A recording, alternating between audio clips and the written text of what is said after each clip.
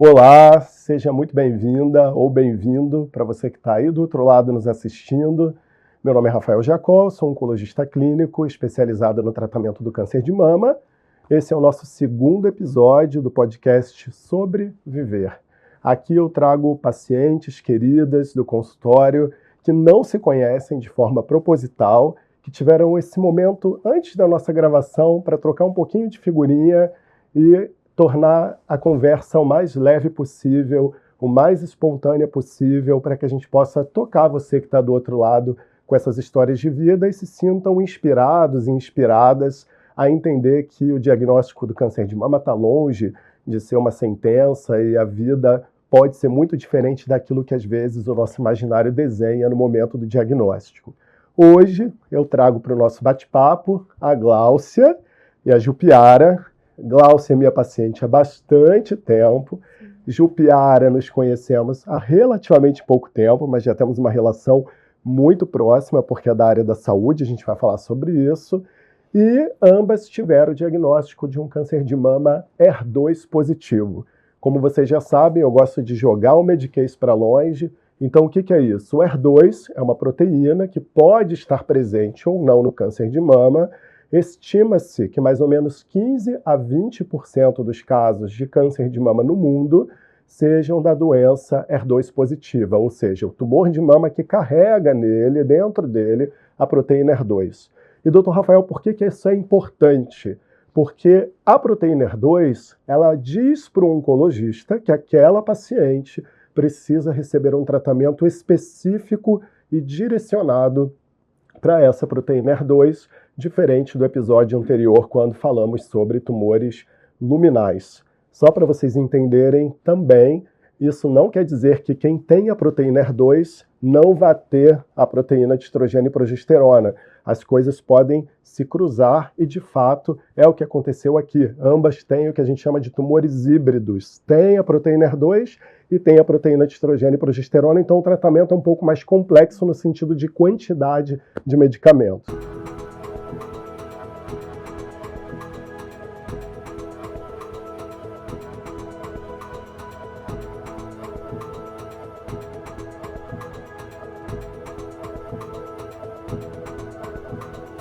Dito isso tudo, para estar todo mundo na mesma linha, vamos começar com a apresentação, por ordem alfabética. Gláucia, conta pra gente seu nome, o que você faz, sua idade, quando você teve diagnóstico, quantos anos tinha, para te conhecerem um pouquinho. Meu nome é Gláucia Carneiro, eu tenho hoje 49 anos, tive o diagnóstico em 2018, com 41, e eu sou servidora pública, né, da área jurídica, tenho formação em Direito e trabalho hoje no Ministério Público do Estado do Rio de Janeiro. Família, filhos? Sim, sou casada, tenho 2 filhos, uma menina de 17 e um menino de 11. O artista da família. O artista da família. E Jupiara, fala um pouquinho de você, bem-vinda também, obrigado por ter aceitado o convite. Então, meu nome é Jupiara Rodrigues, tenho 55 anos, tive meu diagnóstico ano passado, 2024, né? Sou enfermeira, né? Sou da área da saúde. Tenho 2 filhos, uma filha de 28, Gabriela. Não tive muita criatividade. E o menor, que é um menino. Agora eles vão entender por quê. Gabriel. Dupla sertaneja. Porque quando eu engravidei, eu já falei. Se for menino, vai ser Gabriel. Se for menina, vai ser Gabriela. Tá tudo resolvido. E depois, quando veio a segunda gravidez, então vai ser o Gabriel. É isso. Isso aí. Gabriel, que é um filho especial, ele tem autista. Transtorno de espectro autista. Isso. E TDAH também. TDAH, isso. Então, cada um com as suas famílias, suas particularidades, vivendo a mesma doença, o mesmo tratamento, né, de um tumor de mama HER2 positivo. Gláucia ainda não estava na menopausa, né, mais jovem é o diagnóstico. Jupiara já tinha menopausado, então a gente faz algumas leituras de reajuste de rota aí no tratamento, mas via de regra muito parecidos. Vamos falar do momento diagnóstico, porque eu acho que isso é importante, cada um sente de um jeito. Gláucia, se você pudesse fechar o olho e voltar no tempo, eu lembro exatamente da nossa primeira consulta. Como que foi para você? 5 de junho de 2018. Lembro também perfeitamente quando eu entrei no consultório, te encontrei e você me deu um sorriso. A primeira coisa que você fez foi me dar um sorriso, estender a mão e era tudo que eu precisava, uma mão estendida. Foi exatamente o que você fez. E, bom, no meu caso, eu já vinha desconfiando que havia alguma coisa de errada na mama há alguns meses, né? E embora eu tivesse essa desconfiança, o meu exame feito no início do ano de 2018 apontava que não havia nada de anormal, né? Na ultra ou na mamografia. Ainda assim, eu persisti na tentativa de identificar, né, alguma coisa errada, porque eu notava, né, no meu autoexame e conhecendo a mama, eu sabia que tinha alguma coisa diferente. Então, 3 meses depois, acabei buscando ajuda, fazendo consulta com outro mastologista, que foi quem teve a gentileza, o olhar mais humano de falar, olha, Glaucia, realmente é você que melhor se conhece. Se você acha que tem alguma coisa de errado, a gente vai tentar mais uma vez, Olha fazer aí o a exame mais uma importância vez. da escuta, né? Que a gente fala tanto, que às vezes se perde na correria do dia saber ouvir a paciente, né? Mas você lembra a sensação que te despertou o diagnóstico? Primeira coisa que você sentiu quando recebeu e teve a certeza de que não era mais uma suspeita? Bom, eu tive em função disso, né, dessa busca aí, eu tive um misto de sentimentos. Por um lado, eu fiquei muito assustada, porque foi a confirmação de uma coisa que eu já desconfiava, mas por outro lado, eu fiquei muito aliviada, porque enfim, alguém encontrou o que eu achava que estava errado, né, que eu sabia intimamente que havia alguma coisa de errado, e eu poderia tratar, poderia ficar bem. Nada melhor do que a certeza, Sim. Porque a dúvida, na verdade, te deixa paralisado. É a pior coisa possível. E Jupiara, para você as coisas são mais recentes. Então, quando você olha para um passado recente, como foi seu diagnóstico? Você lembra da circunstância? Você fazia suas mamografias anualmente? Então, eu fiz a mamografia, né, de rotina. Eu levei num mastologista. Ele viu que tinha um nódulozinho, mas que era para eu esquecer, que era benigno, né? Parecia ser benigno na imagem, e para esquecer. Não se preocupa, e eu realmente deixei. Aí, em julho do ano passado, já estava na época de fazer de novo. Mas a gente fica protelando um pouquinho, né? Aí eu fui no mastologista, que é o ginecologista, o Dr. Bruno também, muito bom. Ele me pediu os exames. Por que eu fui lá logo, assim, rápido? Fui desesperada.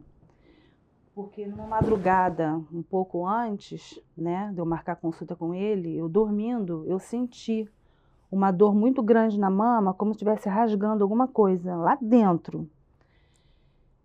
E eu acordei naquele grito, né, com aquela dor. E depois a dor foi passando, eu dormi de novo de manhã. Quando eu fui tomar banho, passei a mão, assim, eu senti uma coisa alta. E aí a gente vê aqui, se me permitir fazer uma observação, a importância do autoconhecimento. Eu não queria que ninguém em casa ficasse com a ideia de que autoexame substitui mamografia, em hipótese alguma. Mamografia é o padrão ouro, como a gente chama, o melhor exame para a detecção precoce do câncer de mama. Autoexame não substitui mamografia. Por outro lado, isso não quer dizer que a gente não deva se conhecer. O fato de ambas conhecerem o próprio corpo fez com que ambas persistissem na busca por entender o que é aquilo que me causa estranheza, porque está no lugar onde eu não percebia. Né? Então, parabéns, porque estar atento foi o primeiro passo para o diagnóstico. E aí, dito isso, vocês recebem o diagnóstico, fazem a biópsia. Eu tenho uma pergunta aqui curiosa. Alguma das duas, eu vou começar pela Jupiara, porque você é da área da saúde e eu queria saber se esse assunto era próximo seu. Vocês sabiam da existência do tumor HER2 positivo de mama? Ou vocês, como a grande maioria da população, por razões óbvias, né, não são da oncologia, achavam que câncer de mama era tudo igual? Jupiara, conta para quem está em casa a sua área dentro da saúde. O que você fazia? Então, eu sou enfermeira. Mas de que área específica? Eu me formei em enfermeira obstetra, Uhum. né? Trabalhei um pouco, depois fui trabalhar em CTI, Uhum. né? Faço CTI, intensivista, adulto e infantil. E já tinha ouvido falar sobre o câncer de mama HER2 positivo ou não? Já tinha. Já tinha. Já tinha. Não era um termo totalmente estranho? Não, inclusive comecei a fazer uma pós-graduação em enfermagem e oncologia até, né? Uhum. Comecei a fazer. Não dei continuidade, né? Eu não aguentei. Não aguentei. Eu já tive um problema em casa com a minha mãe também teve teve câncer, né? Mas o dela foi de pele, muitos anos atrás, e eu que cuidei dela e tudo, então eu falei assim, não vou fazer esse segmento, não Emocionalmente vou. para você não foi saudável. Foi difícil. Tá. Mas por ser da área da saúde, você também não é um ponto fora da curva. Isso. Gláucia, que é de outro ramo, da área jurídica, já tinha ouvido falar? Nunca. Nunca. Nunca tinha ouvido falar. E você chegou a procurar alguma coisa na internet ou você foi daquelas que foi encontrando médicos nos quais você confiava e se dava por satisfeita com esse tipo de informação? Na verdade, quando eu tive o resultado da biópsia, né, do exame e tudo mais, eu imediatamente levei ao Pedro, né, Sim. Dr. Pedro Marum, maravilhoso, que foi quem me encaminhou a você. E ele me explicou, na ocasião, do que se tratava. Então, eu não tive essa necessidade, Você assim, sentiu preenchida. De buscar muitas informações na internet, até porque eu sabia que eu podia ver coisas equivocadas e tudo mais, e naquele momento era a última coisa que eu precisava, né? E aí eu preferia confiar naquilo que me foi dito, E né? aqui eu coloco duas coisas importantes. Uma, que é a gente está cercado de bons profissionais, cada uma com seu mastologista, Dr. Pedro Marum, Dr. Bruno Soares, ambos colegas competentíssimos, isso acho que já traz uma tranquilidade. E a outra, vocês duas tiveram muita maturidade. Uma, como a Jupiara, que já era da área da saúde, falar até aqui eu vou, e daqui para frente, para mim, é muito, então eu paro aqui, que é a informação até onde eu consigo administrar. Isso. E Gláucia encontrar esse esteio, esse conforto. Sim. E se sentir preenchida por isso. Porque, de fato, a internet, gente, ela pode ser usada para o bem e para o mal. Há muita coisa legal e correta, mas também é uma terra pouco fiscalizada e daí tem gente postando o que quer da própria cabeça. A gente tem que tomar cuidado com isso.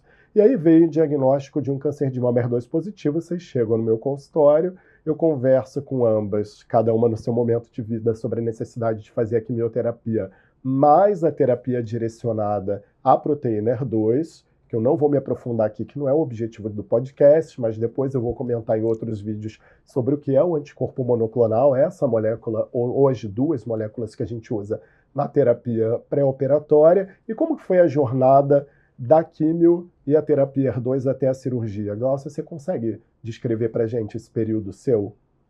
Eu tive, assim, desde o início, a intenção de encarar com muita leveza. Eu tinha 2 filhos pequenos, né? Meu filho mais novo tinha 3 anos, minha filha mais velha 10, tinha acabado de fazer 10.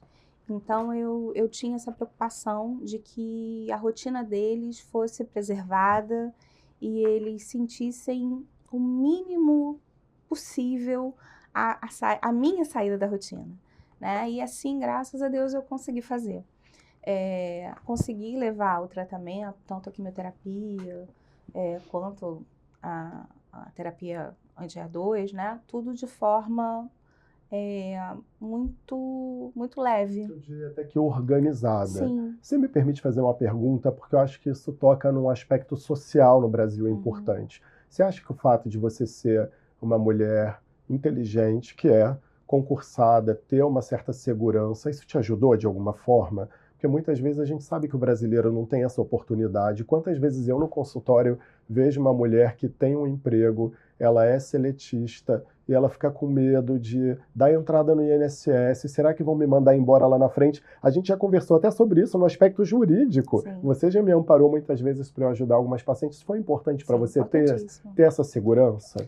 fundamental. Na verdade, eu não tinha essa preocupação financeira, Aham. né? Eu sabia que meu cargo estaria ali me aguardando. Eu pude ter uma licença durante todo o período de tratamento, Eu lembro. né? Então, isso é essencial, assim. Foi uma preocupação a A menos, menos. Aham. né? Na minha cabeça naquele momento. Diminui a adrenalina, Sim, né? sem dúvida. Aham. Então, eu pude realmente focar, né? Colocar toda a minha energia Na sua na minha recuperação. recuperação, assim, no tratamento em si e no zelo por aquilo que eu achava que realmente tinha que ser zelado, Claro. né? O meu bem-estar físico, psicológico, mental e, como mãe que sou, dos meus filhos também. Coruja. Jupiara também. É. Jupiara, você tinha essa segurança de trabalho que a Gláucia tem? Não, Ou para você não? não. Foi mais difícil essa Foi- decisão eu- para você? Eu fiquei com muita preocupação mesmo. Na hora do diagnóstico? É, Vou pedir só pra você fiquei- falar um pouquinho mais alto para o microfone Eu captar. fiquei preocupada. Aham. Fiquei bem preocupada por 2 motivos. Eu não tive medo de morrer por mim, né? Fiquei com medo por conta dos meus filhos, principalmente do menor, que é autista, né? Já não tem meu marido, né? Já não tem o pai deles. Uhum. Fiquei com essa preocupação muito forte. E O medo do desamparo, né? do desamparo, né? Aham. Para eles, né? E fiquei preocupada com essa questão do trabalho. Olha como isso é um assunto que a gente às vezes Muito não preocupada. aborda no consultório. Muito Eu preocupada. tento sempre abordar esse assunto, Glaucio, você está comigo há mais tempo, sabe? A gente já trocou muita figurinha sobre isso. O quanto É a uma gente... questão importante. Sim, porque a gente que é médico tem que entender que a vida vai muito além daquele meu universo de discutir o remédio, o tratamento. Eu tenho que entender quem está do outro lado sendo Isso. tratado e a sua circunstância.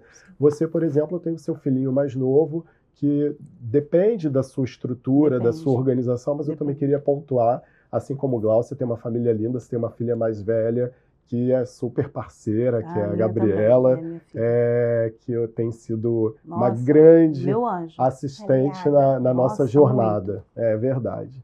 E aí passamos pela quimioterapia, vocês duas receberam a terapia anti-HER2, que hoje em dia, desde a época que Glaucia teve diagnóstico, é feito com 2 anticorpos dirigidos à terapia HER2, chega o momento da cirurgia.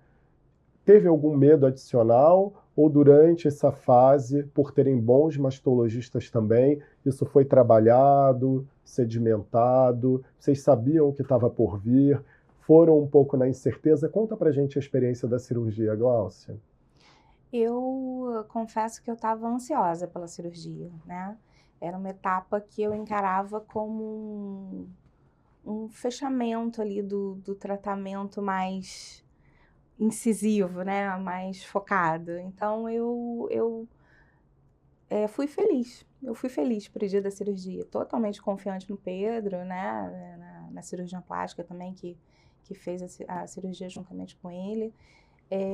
Eu não tinha essa preocupação médica, digamos, né? Você fez mastectomia, Fiz quadrante? mastectomia, Conta para quem fiz está em casa. mastectomia. Mastectomia. E com a preservação de mamilo, né? Mas Aham. fiz o esvaziamento completo e com a reconstrução imediata com um expansor, né? Aham. Um expansor com soro, né? Já que eu ia fazer a radioterapia imediatamente depois, né? Posteriormente à cirurgia, eu não poderia usar a prótese de silicone, que havia o risco de entortar, de trazer algum prejuízo Uma para a cicatriz prótese. adequada, um resultado estético ruim, né? Então, eu usei, né, o expansor para substituir. E a recuperação foi boa, eu lembro, Foi né? muito Foi boa, foi muito É. boa, graças a Deus. É. Tanto que 4 dias depois da cirurgia, eu tive a oportunidade e a grata oportunidade de estar presente na formatura da minha filha no ensino fundamental 1, Eu lembro. né, na época. E fui eu, o Dreno, mas estávamos lá. Mães sendo sempre mães, Para né? prestigiar minha verdade. filha. E você, Jupiara, sua cirurgia é recente, né? Então, conta pra gente como é que foi essa expectativa de chegar até lá. Eu vou ouvi-la e depois eu vou explicar para quem está assistindo a gente do porquê a gente vai falar da tal resposta à terapia HER2. Mas me conta sobre a cirurgia. Foi quadrante? Foi quadrante. Foi quadrante, não foi quadrante. mastectomia. Não, ele preservou, né? Ficou bem direitinho. muito legal mesmo. Foi bem assim, cicatrizou bem rápido. Você, Ficou como bem profissional da área da saúde, eu sempre digo que traz um tempero adicional para o tratamento, para quem é médico, porque a gente tem um conhecimento mais aprofundado e, às vezes, o excesso do conhecimento traz também angústias e projeções Sim. que nem sempre acontecem. Porque a cabeça leva a gente para um lado, às vezes, Então. mais negativo. Será que vai acontecer isso? Então. Você trabalhou em terapia intensiva, Isso. né? Existia um medo de a cirurgia ser complicada ou não? Você estava Não da tranquila? cirurgia. Eu fiquei preocupada com o tratamento porque eu fiquei preocupada com medo de eu não aguentar, de eu não conseguir passar pelo tratamento, né? Uhum. Por eu já ter uma certa idade, Ó, certa idade para os dias de hoje. 55 O agora, que a né? gente fala para ela, Glaucia? Super jovem. Super jovem. Não, e outra coisa, Perdeu tem aqui, ó, várias 2 outras anos. comorbidades, né, doutor Rafael? Eu ia entrar agora nisso. A Jupiara, gente, estava esperando ela dar a Mas consegui. deixa para poder tocar nesse assunto, porque ela tem sarcoidose, né, que é uma Artrite reumatoide. e artrite reumatoide. Então, Diabetes. a gente não vai, obviamente, aqui não dá para abordar tudo, mas tornou a sua jornada mais turbulenta. Né? Isso. Tivemos aí contratempos no caminho, porque a gente não podia olhar só para o tratamento do câncer de mama, Isso. tinha que cuidar de todo o entorno É. mais complexo. Mas a gente lidou Foi bem muito assertivo no meu tratamento. conseguimos chegar, em ambos os casos, no resultado que todo médico oncologista e, claro, toda paciente almeja, que é a famosa resposta patológica completa. E aí, de novo, para mandar para bem longe aqui o Medicase, o que é isso? Todo oncologista, quando escolhe um medicamento no pré-operatório para suas pacientes, a melhor resposta que pode acontecer é a doença sumir por completo, não só a palpação, mas sobretudo na análise do patologista no pós-operatório. Para a doença HER2 positiva, existe um compilado de estudos mostrando que pacientes que alcançam essa resposta completa, ou seja, quando a doença desaparece na patologia, o patologista não consegue enxergar a célula tumoral, isso é um sinal preditivo de maior chance de cura, menor risco de recorrência. Então, claro que a gente comemorou e muito nas duas situações isso. Mas também tem uma outra questão, o tratamento não para na cirurgia. Então, a quimioterapia é interrompida, mas a terapia anti-HER2, ela continua por até 1 ano no pós-operatório. Jupiara ainda está fazendo, Glaucia, já terminou.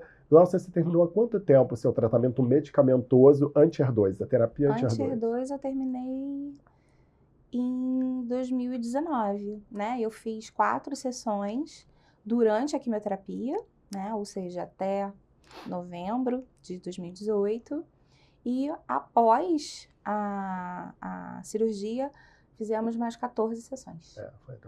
E Jupiara a gente está numa fase aí organizando com a operadora ainda de saúde, mas está fazendo. E Jupiara é diferente da Glaucia. Como a gente está em 2025 e Glaucia tratou lá atrás, hoje já consegue fazer a versão subcutânea, que é confortável para quem está no pós-operatório e não precisa ficar fazendo venoso. Não que o venoso não funcione, quero deixar bem claro aqui, é tão bom quanto, mas tem a questão do conforto. Hoje você tem, olha como a medicina avançou, a mesma medicação que Glaucia fez só tinha disponível endovenosa. Hoje a gente tem a versão subcutânea, que às vezes prescinde de ter um catéter, né, ou ter que ficar puncionando toda hora, e traz um conforto adicional. Exatamente. A expectativa do tratamento no pós-operatório, né? Chega o pós-operatório, a terapia anti-HER2 continua, e aí eu sento com vocês e falo, olha, a gente agora vai introduzir o bloqueio hormonal, porque como eu expliquei para quem estava em casa, vocês têm o tumor híbrido, tem a proteína HER2 e também tem a proteína de estrogênio e progestágeno. O quão fácil ou difícil tem sido a terapia de bloqueio hormonal? Porque muito se fala sobre a químio, e no episódio anterior que nós gravamos, as duas pacientes comentaram o quanto há altos e baixos nessa jornada do bloqueio hormonal, porque trazem efeito colateral para o dia a dia que, via de regra, a mulher não tem, ou se tem, é mais leve. Eu queria ouvir. Eu vou começar pela Glaucia, porque você, Jupiara, tem a questão da artrite reumatoide, que traz uma outra pontuação. Vamos lá. No meu caso, comecei o bloqueio hormonal em 2019, né? Pouco depois da cirurgia também. E o principal efeito colateral, no meu caso, foi o ganho de peso, E eu não tive os efeitos colaterais habituais, né? Que inclusive você já tinha me preparado, né? Para que eu pudesse ter e tudo mais. Mas eu não tive os fogachos, rigidez articular. Eu não tive, graças a Deus. Ganhei bastante peso em razão do tratamento. Logo depois, assim, nos primeiros 3 meses, especialmente, né? Depois do bloqueio hormonal. Foi o que mais me chamou a atenção, assim, né? Em razão dessa etapa do tratamento. Fora isso, sem muitos grandes E ainda é o maior desconfortos. desafio? Ainda é. Concomitantemente, eu acho que também é desagradável a secura vaginal. Sim. Né? Isso é também incômodo.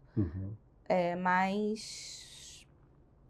diante do cenário, do todo, a gente leva de uma forma, tenta levar de uma forma o mais tranquila possível, né? Vamos driblando, né? De um jeito ou de Você tem outro. essa personalidade, a gente já falou várias vezes isso no consultório, o quanto você tem essa capacidade adaptativa, né? De você sabe que tem aquilo que incomoda, mas você traz o hiperfoco para o resultado positivo do seu tratamento e aprende a lidar com isso. Jupiara, para você, eu sei que é mais difícil, porque a gente está falando de alguém que tem artrite reumatoide, sarcoidose, tem já um quadro articular pregresso de uma doença crônica, que é a artrite reumatoide, e aí a gente tem que se adaptar de alguma forma. Eu tenho tentado achar esse denominador com você. Como está sendo, você que está no iniciozinho aí da sua jornada, aprender a lidar com esses efeitos colaterais? Tem sido muito difícil? Está sendo mais fácil do que você previa? A rigidez, ela continua, mas assim, eu não atribuo tanto mais assim a medicação, porque eu tomo à noite, conforme você me orientou, né? A gente mexeu no horário, para quem está acompanhando. No horário, tomo à noite, que aí eu durmo, já tenho a rigidez mesmo normal, né? Quando eu acordo de manhã. Então, assim, não teve tanto impacto assim, né? Eu já esperava, né? Então, assim, não tenho muita diferença. Comparando com o que você já traz de rigidez articular da sua artrite reumatoide, não mudou tanto? Tanto não. Tá. Mudou um pouco, né? Mas, assim, não sei se é porque também eu já acostumei. Olha isso, a gente acostuma com tudo, tá? Se adapta a tudo. Com a minha rigidez articular. Em que idade você teve o diagnóstico da artrite reumatoide? 2017. Então tem 8 anos aí já. 2017. Hoje você está em tratamento... Claro que eu sei, mas para quem está em casa e não conhece, você está em tratamento da artrite reumatoide ou ela está em remissão ou controlada, está sem remédio? Então, eu estou sem remédio no momento, né? Eu fiquei sem a medicação porque a própria quimioterapia, ela dá uma ajudazinha. Para quem está em casa não mas para quem está em casa não interpretar errado, é porque durante a quimio a gente prescreve corticoide para controlar alguns dos eventos adversos, e a ação anti-inflamatória do corticoide acabou aliviando o desconforto articular da Jupiara, para ninguém achar que a quimioterapia foi para artrite reumatoide. Mas, então, quer dizer, hoje a gente está, Gláucia fazendo bloqueador hormonal, Jupiara ainda fazendo a terapia anti-HER2. Isso que eu comentei para você, sendo uma profissional da área da saúde, vendo o avanço da medicina, você considera um ganho real? Para mim foi um grande salto ter a versão subcutânea do medicamento, né? Muito. A própria medicação, né? Sim. O próprio tratamento, né? O que vocês sentiram quando eu falei no consultório assim? Lembra aquela resposta que a gente queria alcançar? Alcançamos a tal da resposta completa. A Jupiara, eu tenho essa imagem que é muito recente, eu lembro da Gláucia também, mas a Jupiara e a filha quase pularam da cadeira, me mandaram até o WhatsApp ali, olha, saiu o resultado. Meu filho também ficou assim. É o quê? Alívio? Alívio. Um alívio. Um conforto, sabe? E você, Gláucia? Eu tive uma sensação de felicidade, né? Acho que a felicidade é um momento, né? E esse é um dos momentos em que eu me lembro que eu tive uma sensação, assim, de muita plenitude, assim, de alcancei o que a gente buscava, né? Então, era o resultado que a gente queria. Vou fazer um gancho aqui agora contigo, entrar numa questão pessoal, mas que sempre permeia minhas consultas. Para mim, sempre pareceu que o seu grande amuleto no tratamento foi a sua espiritualidade. ou um dos, se não o maior. Tô certo, tô errado? Certíssimo. Conta para quem está ouvindo a gente, qual é a sua experiência com a sua espiritualidade, se você tem uma religião ou não, se você a segue, como pratica, como isso te ajudou de alguma forma? Eu tive uma formação católica, né? Eu estudei em colégio de freira e tudo mais, mas eu me considero espiritualista. Uhum. Eu, hoje, como grande parte da população brasileira, né, tenho ali um sincretismo de religiões que respondem a contento as minhas dúvidas, as minhas incertezas, as minhas inseguranças. Então eu mesclo um pouco, né, do espiritismo com o que eu tenho do catolicismo e a minha fé. Fiz a minha fé, criei os meus rituais de fé. Você tem noção de quanto tempo a gente já falou sobre isso em consultório? Bastante. Bastante, né? Bastante. E foi sem dúvida, foi um amuleto. um dos grandes suportes os tentáculos para que eu conseguisse passar por todo o tratamento, por toda a luta, né, que é até porque você entra na pandemia ainda, não vou dizer que recente, mas numa fase mais inicial ainda do tratamento. Então foi fundamental. Tendo que cuidar da sua mãe também, né, que mora próximo de você, mas já tem um pouco mais de idade. Era uma preocupação sua protegê-la naquele momento. Assim, especialmente no período da pandemia, meu filho, né, alérgico alimentar, com problemas respiratórios, né. Então foi para mim difícil também lidar com a preocupação com a saúde de todo mundo. Ainda tinha um pouco de preocupação com a minha própria saúde, mas graças a Deus deu tudo certo. Mas a fé, para mim, é fundamental. E Jupiara, vamos fazer um ganchinho aqui, com todo respeito a quem está em casa, a gente não está aqui pregando absolutamente nada. Eu estou batendo um papo com duas pacientes e por conhecê-las muito bem, eu vou trazendo a experiência de cada um, porque a gente vai tocar corações diversos, cada um da sua maneira. Para você, tem alguma coisa que pesou te ajudando no tratamento, assim como Gláucia, trabalhar esse lado para você foi importante? Você não está muito ligada a isso, procurou outro caminho? Conta pra gente. Eu sou espírita também, A fé me ajudou muito, a parte espiritual me ajudou muito. Você me passou muita segurança, tá? E a família, a rede de apoio, foi muito importante, muito. E eu ouvia muito minha filha falando para mim, minha filha e minha cunhada falava para mim, calma, tem data para terminar. A quimioterapia, né, o tratamento todo, isso tem data para terminar. Começou, mas tem data para terminar. Eu lembro que cada quimio que passava, a gente brincava. Claro, gente, quando eu falo brincar aqui, é uma conotação semântica de a gente tornava mais leve, né? A gente brincava no sentido, menos uma. Vamos olhar para frente. Era assim que a gente fazia, era assim que Gabriela Aí minha filha falava, calma, só falta uma agora. É isso. A gente olhava quantas por vir, não tinha passado. Então, curioso, para as duas teve essa semelhança aí do apoio na espiritualidade, trabalhar a fé. Minha filha, meu filho da maneira dele também, minha cunhada, como que é uma amiga minha. Como que é a relação de vocês com a atividade física? Todo podcast eu vou estar falando isso, nas minhas postagens eu vou voltar.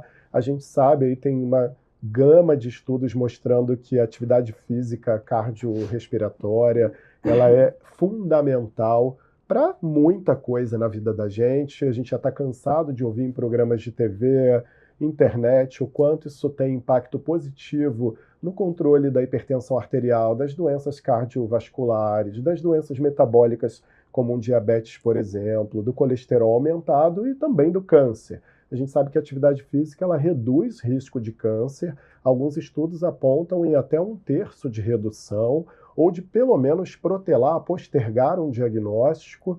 Tem atualmente uma campanha na TV falando sobre circunferência abdominal que está acontecendo, estimulando as pessoas ao controle de peso. Como que tem sido esse... Diminui também, né, os efeitos da própria quimioterapia. Durante a quimioterapia, sem dúvida. Como que tem sido essa relação de vocês com o exercício?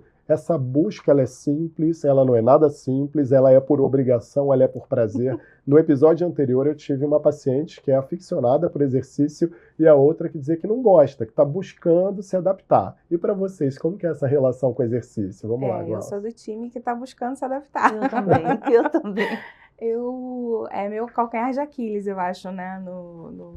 De tudo que eu sei que eu deveria fazer, né? E continuar fazendo para a vida, né? A longo prazo, longuíssimo prazo, a atividade física é o que mais eu tenho dificuldade de aderir.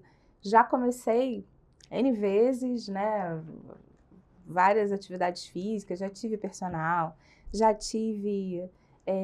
fui para estúdio de Pilates, de Power Pilates, assim, né? De fazer um Pilates mais vigoroso e tudo mais.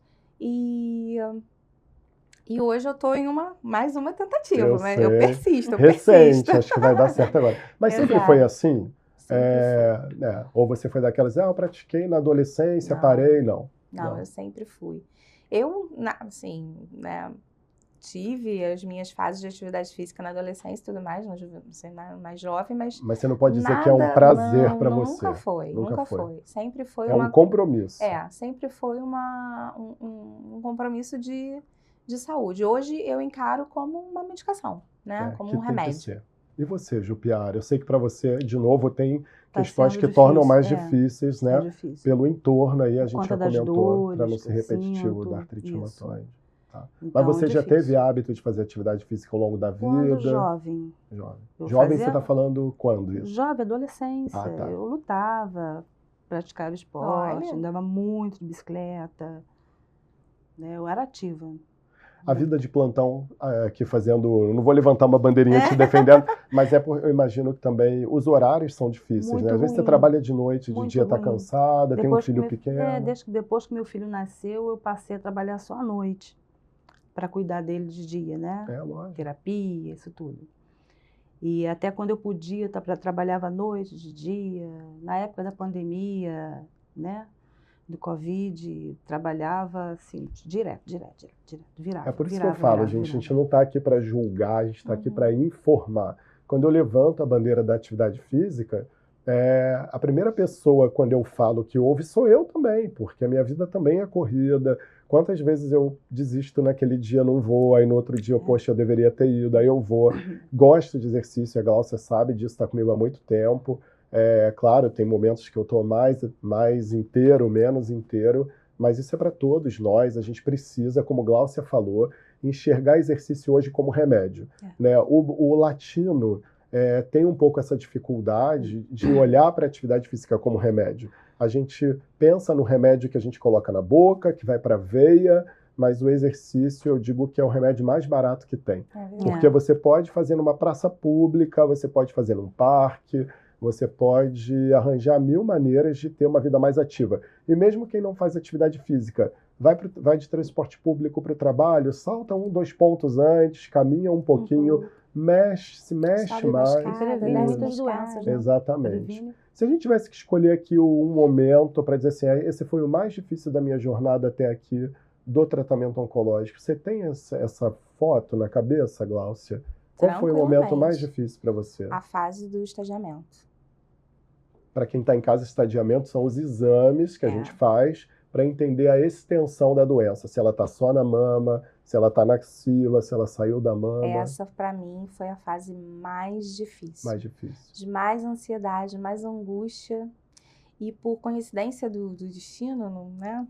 Se é que eu posso chamar assim, todos os meus exames ficariam prontos no dia do aniversário do meu filho. Olha. Meu filho ia fazer 4 anos naquele dia. E aí eu falei para Deus, Deus, é o dia do aniversário dele. Não pode ter alguma coisa ruim nesses resultados, né?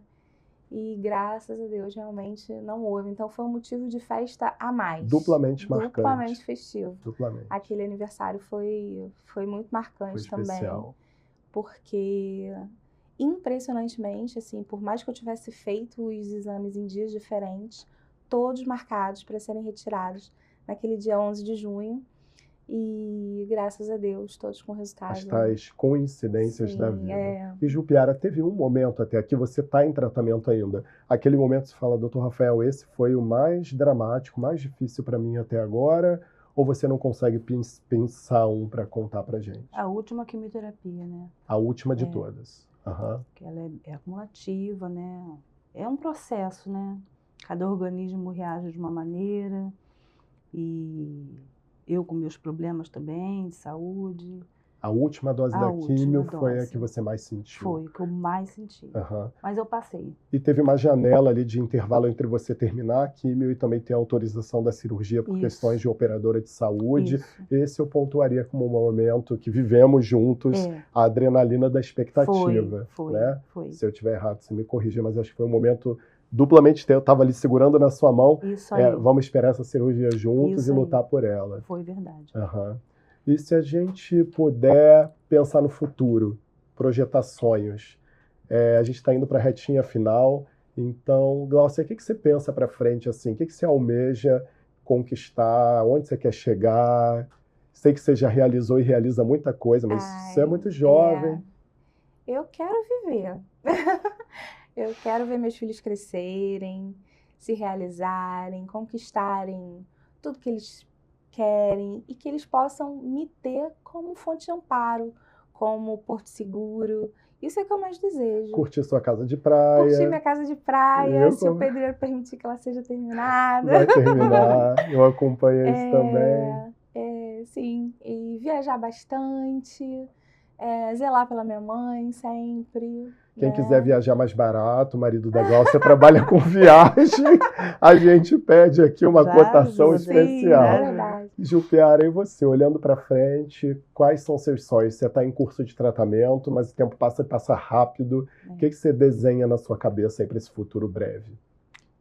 Sou mãe, né? A mesma coisa. O olhar voltado para os filhos. Eu quero viver. Viver para ver o meu filho crescer, minha filha conquistar mais coisas ainda na vida. Essa coisa do materno é muito latente em vocês duas, é pulsante. Muito. É impressionante o tempo todo, isso. só pensando nos filhos. As duas chegam no consultório, às vezes eu falo, Gláucia, como é que você tá? Eu tô bem. Aí ela já passa para os filhos. Não me preocupou o cabelo cair, também, não me preocupou medo de eu morrer por mim mesma, não fiquei por mim, sempre pelos meus filhos. Vou falar que uma coisa curiosa, nossa última consulta foi recente, tem 15 dias, uma semana talvez, e a filha da Jupiara está embarcada.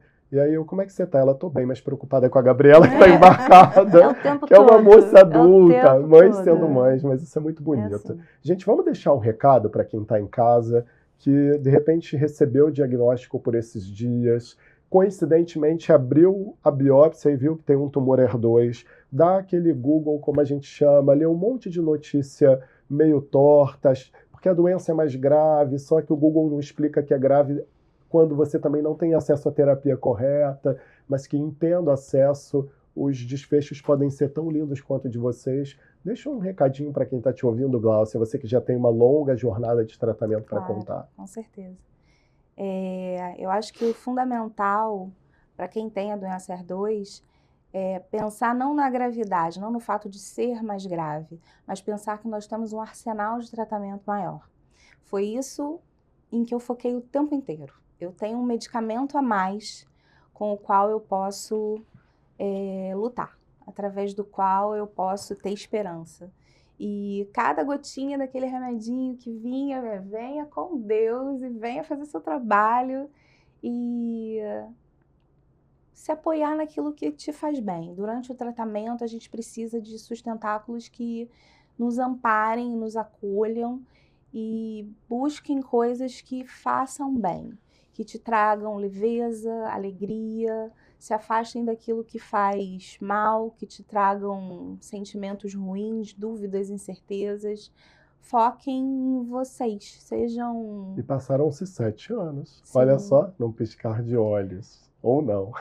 Mas é porque a sejam gente olha mais para trás e é positiva, mais né? leve, claro.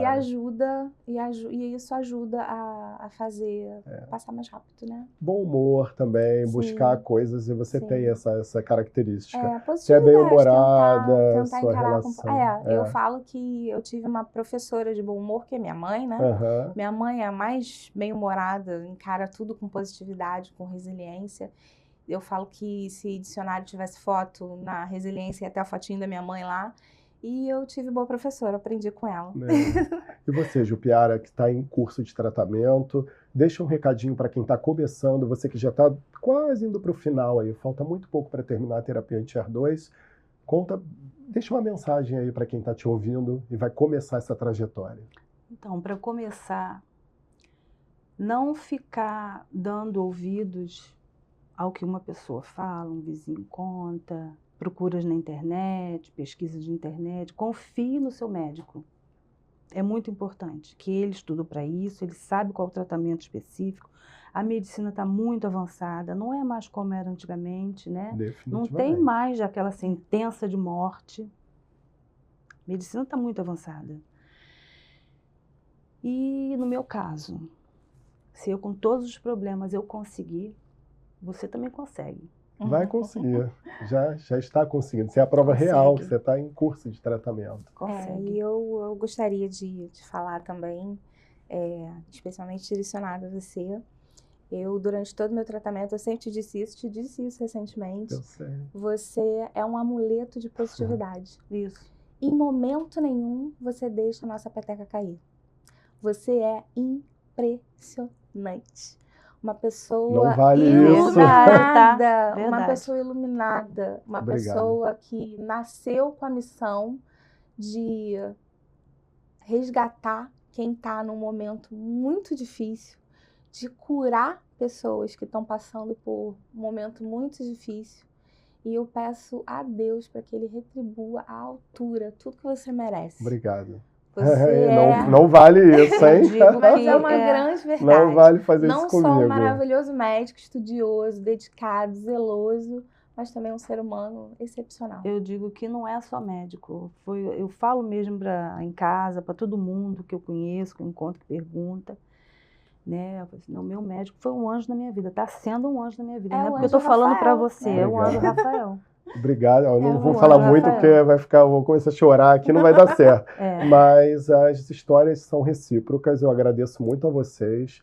A gente chega uma hora que não é só médico e paciente, a gente dá as mãos, a gente se torna amigos e irmãos de caminhada. Eu tenho uma relação maravilhosa com você e sua família. Não foi só meu médico, não está sendo só meu médico, está sendo muito amigo. Sua filha é uma grande parceira no nosso tratamento, a Gláucia também, a família inteira. Ela já teve a oportunidade de conhecer minha mãe, né? Assim, então olha como é que a vida vai se desenhando quando a gente menos espera. Uma manda lembrança para outra, tem que ficar fazendo pão do correio de lembrancinha. Então, gente, muito obrigado. Eu tenho certeza que isso vai ser muito enriquecedor para quem está recebendo em casa essa mensagem. Eu queria dizer para você que a gente agradece demais a atenção. Eu espero que daqui para frente vocês encarem a doença HER2 positiva com outro olhar, um olhar mais leve, de novas e boas perspectivas, e de que é possível, sim, não pensar em sobrevivência, mas em sim sobre viver bem, viver melhor e viver muito. Então, aí, a Gláucia mostrando isso.